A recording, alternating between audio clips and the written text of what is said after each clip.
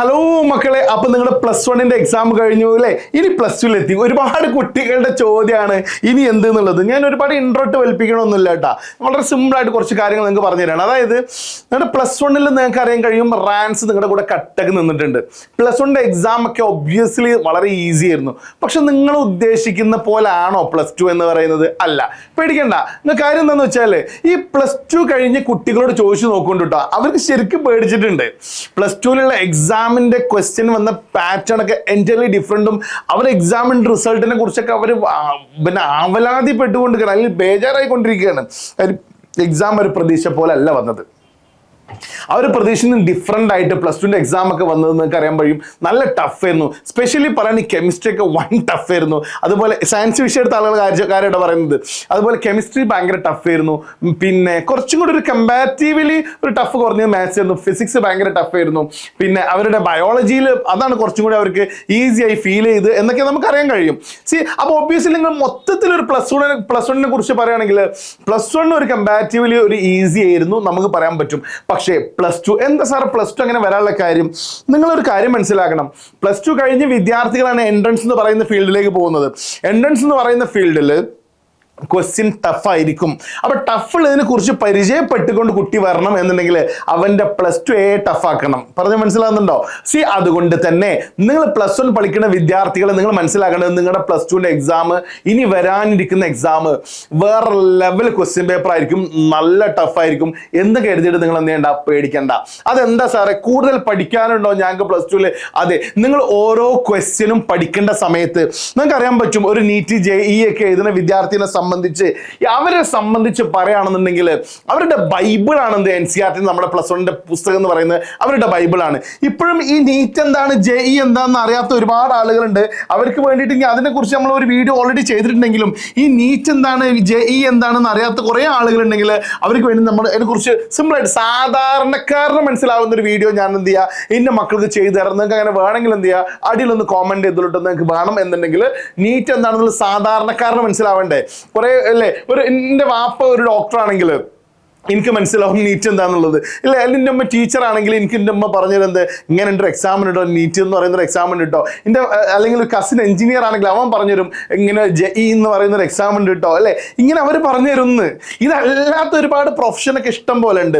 അപ്പൊ നീറ്റ് എന്താണ് JEE എന്താണെന്നൊന്നും അറിയാത്ത ആളുകൾ ആണെങ്കിൽ നിങ്ങൾക്ക് അതിനെക്കുറിച്ച് ഒരു നാടൻ സ്റ്റൈലിൽ ഞാൻ എക്സ്പ്ലെയിൻ ചെയ്തു തരാം. ശ്രദ്ധിച്ച് കേട്ടോളൂ. കൂടുതൽ പഠിക്കാനുണ്ടോ? കൂടുതൽ പഠിക്കണം. നിങ്ങൾ സാധാരണ നമുക്കറിയാൻ പറ്റും എന്തെന്നറിയോ, ഒരു സിമ്പിൾ ലോജിക്ക്, മാത്സിൽ ഒരു സിമ്പിൾ ലോജിക്ക് ഞാൻ പറയുകയാണെന്നുണ്ടെങ്കിൽ നമുക്ക് എപ്പോഴും പറയാൻ പറ്റും ഒരു 9 അല്ലെ. 9 എന്ന് പറയുന്നതിന് ആൻസർ കിട്ടും 5 + 4 എത്രയാണ്? പറ, 9 ആണ്.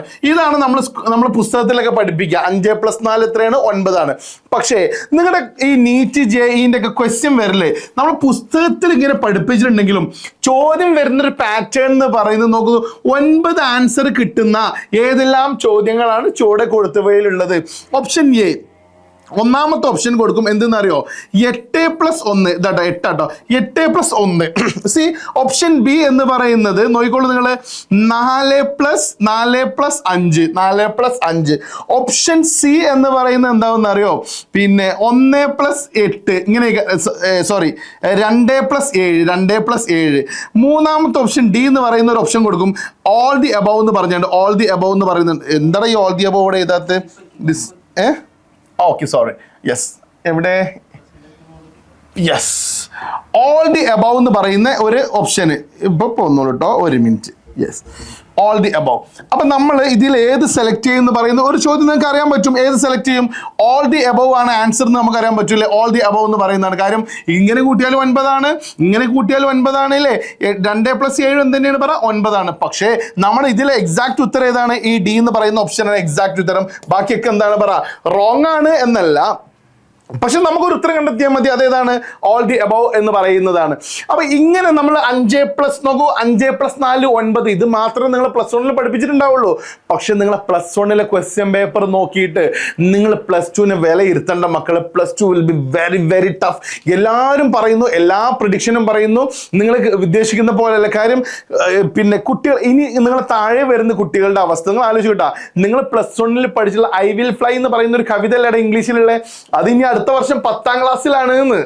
അത്രയും നിങ്ങൾ ആലോചിക്കുക, ഒരു പ്ലസ് 1 പഠിക്കേണ്ട സാധനം കൊണ്ടുപോയിട്ട് 10 വീണ്ടും എത്തി. അപ്പൊ 10ാം ക്ലാസ്സിന്റെ ക്വാളിറ്റി കൂടി. അപ്പൊ പ്ലസ് 2 പഠിക്കുന്ന കുട്ടികൾ അല്ലെ, ക്വാളിറ്റി കൂടണ്ടേ? ഈ ക്വാളിറ്റി കൂടുണ്ടോ അല്ലേന്ന് ചെക്ക് ചെയ്യൽ എവിടെയാണ്? ഒരു കുട്ടി ചെക്ക് ചെയ്യേണ്ടത് എവിടെയാണ്? ക്വസ്റ്റ്യൻ പേപ്പറിലാണ്. നിങ്ങൾ ക്വാർട്ടർലി എക്സാമിന്റെ ക്വസ്റ്റ്യൻ പേപ്പർ തന്നെ ടഫാക്കും. അപ്പൊ ടഫാക്കും നിങ്ങൾ കുറച്ച് കൂടുതൽ പഠിക്കും. ഹാഫ് ഇയറിൽ കൂടുതൽ ടഫാക്കും. സാധാരണ പറയുന്ന പ്രഡിക്ഷനിലൊന്നും പിടിച്ചിക്കാൻ പറ്റൂല, PYQസിലൊന്നും പിടിച്ചിക്കാൻ പറ്റൂല. ക്വസ്റ്റ്യന്റെ പാറ്റേൺ ആണ് മാറ്റും. നിങ്ങളോട് ചോദിച്ച പോലെ ചിലപ്പോൾ നമ്മൾ നെവർ മൈൻഡ് ആക്കി ഇൻട്രോയിൽ കളയുന്ന കാര്യങ്ങളൊക്കെ എടുത്തുകൊണ്ട് ചോദിക്കാൻ സാധ്യത ഉണ്ട്. അപ്പൊ ഒരു പേജ് പോലും നിങ്ങൾ എന്ത് ചെയ്യരുത്, നെവർ മൈൻഡ് ആക്കരുത് എന്നാ എനിക്ക് പറയാനുള്ളത്. ഒരു പേജ് പോലും നെവർ മൈൻഡ് ആക്കരുത്. സാറേ എന്തിന് ഞങ്ങൾ റാൻസിന്റെ ഈ വീഡിയോ ഒക്കെ കണ്ടുകാണ്ട് റാൻസ് എന്തിന് ഞങ്ങൾ ഇങ്ങനെ സെലക്ട് ചെയ്യണം അല്ലേ, അല്ലെങ്കിൽ റാൻസിന്റെ വീഡിയോസ് എന്തിന് കാണണം? ശ്രദ്ധിച്ച് കേട്ടോ, നിങ്ങൾ റാൻസിന് ഒരു പ്രത്യേകത ഉണ്ട് കേട്ടോ.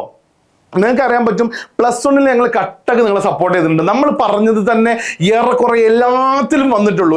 അഭിമാനമായിട്ട് പറയണം, ഞങ്ങൾക്ക് വളരെ അഹങ്കാരമല്ല കേട്ടോ, വീണ്ടും പറയാണ്, അഹങ്കാരമായിട്ട് പറയല്ല, വളരെ അഭിമാനത്തോട് കൂടി പറയാണ്. എന്തെന്ന് അറിയോ, ഞങ്ങൾക്ക് വളരെ അടിപൊളിയായിട്ട് നിങ്ങളെ സപ്പോർട്ട് ചെയ്യാൻ പറ്റിയിട്ടുണ്ട് എന്നുള്ളതാണ്. ഞങ്ങളുടെ ഓരോ ഫാക്കൽറ്റി ലൈനപ്പ് ആണെങ്കിലും, ഇപ്പോൾ ഷുഐബ് സാർ ആണെങ്കിലും, ഖലീൽ സാർ ആണെങ്കിലും, അതുപോലെ ഇന്ന് മിഷാൻ സാർ ആണെങ്കിലും, NM ആണെങ്കിലും, എല്ലാവരും വളരെ മനോഹരമായിട്ട് എൻ്റെ ഇംഗ്ലീഷിൻ്റെ ക്ലാസ്സൊക്കെ നിങ്ങൾക്ക് ഉഷാറായിട്ടുണ്ടെന്ന് ഒരുപാട് പേഴ്സണലി നമ്മൾ കമന്റ് അയച്ചു.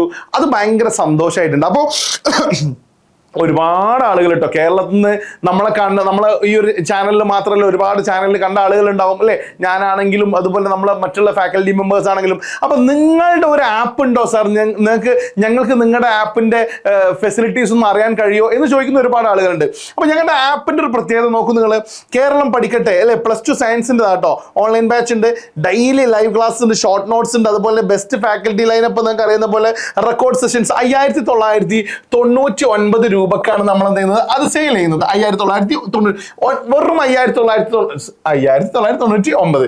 ഇതിന് നമ്മൾ എന്ത് ചെയ്യുന്നുണ്ട്, ആ കോഴ്സ് നിങ്ങൾക്ക് നൽകുന്നുണ്ട്. അപ്പൊ സാറേ ഞങ്ങൾക്ക് എന്താണ് ഈ കോഴ്സിന്റെ ഒരു അഡ്വാൻറ്റേജ് എന്ന് പറഞ്ഞാൽ, ബാക്കിയുള്ള ആപ്പുകളെ പോലെ അല്ല നമ്മുടെ ആപ്പിന്റെ ഒരു പ്രത്യേകത. അതിന്റെ ഒരു പ്രത്യേകത കേട്ടോളൂ. ഫോർ എക്സാമ്പിൾ ഒരു ചാപ്റ്റർ നമ്മൾ എടുത്തു, ഈ ചാപ്റ്ററിന് നമ്മൾ 3 സെഷൻസ് ആയിട്ട് എന്ത് ചെയ്യും, ഡിവൈഡ് ചെയ്യും. Session 1, session 2, session 3. Session 1, session 2 അല്ലെ, സെഷൻ 3 എന്ന് പറഞ്ഞാൽ 3 ആയിട്ട് ഡിവൈഡ് ചെയ്യും.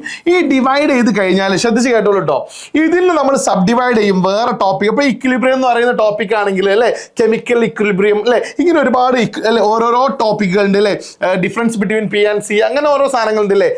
അപ്പൊ അതിനെക്കുറിച്ച് ഇതിലുള്ള സബ് ടോപ്പിക്കുകൾ എന്ത് ചെയ്യും, നമ്മൾ വേറെ വേറെ ചെറിയ ഒരു 5 മിനിറ്റ് 6 മിനിറ്റ് നമ്മൾ അങ്ങനെ വീഡിയോ കാണുള്ളൂ. അപ്പൊ സ്കൂളിൽ നിന്ന് ഇപ്പോൾ ഒരു ചെറിയൊരു ടോപ്പിക് എടുത്തു, കെമിക്കൽ ഇക്വിലിബ്രിയം എന്ന് പറയുന്ന ടോപ്പിക് എടുത്തു. അത് ഒരുപാട് നേരം വെച്ച് പഠിക്കാനില്ല, അതൊരു 5 മിനിറ്റിന്റെ ഉള്ളിൽ നമ്മൾ എന്ത് ചെയ്യുന്നു, പഠിച്ചു തീർക്കുന്നു. അതിന്റെ തൊട്ടടിയിൽ എന്ത് ചെയ്യും, ആ വീഡിയോ തൊട്ടടിയിൽ അതിന്റെ നോട്ട്സ് നിങ്ങൾക്ക് എന്താണ് അവൈലബിൾ ആണ്. ഫാക്കൽറ്റി എഴുതിയ സെയിം നോട്ട്സ് നിങ്ങൾക്ക് അവൈലബിൾ ആണ്. അങ്ങനെ വളരെ ബ്യൂട്ടിഫുൾ ആയിട്ട് നമ്മളെ ആപ്പിൽ നിങ്ങൾക്ക് ക്ലാസ് ഭംഗിയായിട്ട് എന്ത് ചെയ്യുന്നുണ്ട്, ഞങ്ങൾ നിങ്ങൾക്ക് നൽകുന്നുണ്ട്. അപ്പൊ മക്കളെ ജോയിൻ ചെയ്യാൻ വേണ്ടിയിട്ട് വെറും 599 മാത്രമേ ഉള്ളൂ. ഈ കോഴ്സിനെ കുറിച്ച് അറിഞ്ഞില്ല കേട്ടില്ല, ഇതിൽ ഇംഗ്ലീഷിന്റെ ക്ലാസ് ഒബ്വിയസ്ലി തുടക്കം മുതൽ ഒടുക്കം വരെ ഇംഗ്ലീഷിന്റെ ക്ലാസ് ഒക്കെ പക്ക സെറ്റ് ആയിട്ടുണ്ട്. പിന്നെ നിങ്ങൾക്ക് വേണ്ടാവുന്ന അത്ര നിങ്ങളുടെ ബേസ് ലെവലല്ലേ, ലെവലാക്കിയിട്ട് നിങ്ങൾ ഇംഗ്ലീഷ് എങ്ങനെയാണോ എഴുതേണ്ടത് അതെല്ലാം ഞാൻ വൃത്തിക്ക് എന്ത് ചെയ്യുന്നുണ്ട്, പഠിപ്പിച്ചിരുന്നുണ്ട്. മാത്രമല്ല ഇതിലൊക്കെ ഉള്ള ഫാക്കൽറ്റി മെമ്പേഴ്സിനോട് നിങ്ങൾക്ക് ഡയറക്റ്റ് എന്ത് ചെയ്യാൻ പറ്റും, കോൺടാക്ട് ചെയ്യാൻ പറ്റുന്ന രൂപത്തിൽ നമ്മൾ അത്രയും നിങ്ങളെ സപ്പോർട്ടീവ് ആയിട്ടുണ്ടാവും എന്ന് പറഞ്ഞുകൊണ്ട് ഞാൻ ഇന്നത്തെ വീഡിയോ നിർത്തുന്നു. അപ്പൊ മക്കളെ മാക്സിമം എന്ത് ചെയ്യുക, നിങ്ങളുടെ ഫ്രണ്ട്സിലേക്കൊക്കെ നമ്മളെ കാര്യങ്ങൾ എന്ത് ചെയ്യുക, ഷെയർ ചെയ്ത് കൊടുക്കുക. നിങ്ങളുടെ +2 എക്സാം ഒബ്വിയസ്ലി ടഫ് ആവും നിങ്ങൾക്ക് അറിയാം. പഠിക്കണം എന്നുണ്ടെങ്കിൽ ഇതുപോലെ വാരി വലിച്ച് പഠിച്ചിട്ട് കാര്യമില്ല. ഷോർട്ടായിട്ട് പഠിച്ചിട്ട് നമ്മൾ മാർക്ക് മേടിക്കല്ലാണ്ട് വേറെ ഓപ്ഷൻ ഇല്ലാത്തത് കൊണ്ട് ഷോർട്ടായിട്ട് നിങ്ങൾ പഠിക്കാൻ ആഗ്രഹിക്കുന്നുണ്ടോ എങ്കിൽ ജോയിൻ വിത്ത് റാൻസ് ലേണിംഗ് പോർട്ടൽ. ഞാൻ നിങ്ങളുടെ സ്വന്തം ഷാഫിസാർ സൈനിങ് ഓഫ്. ബൈ.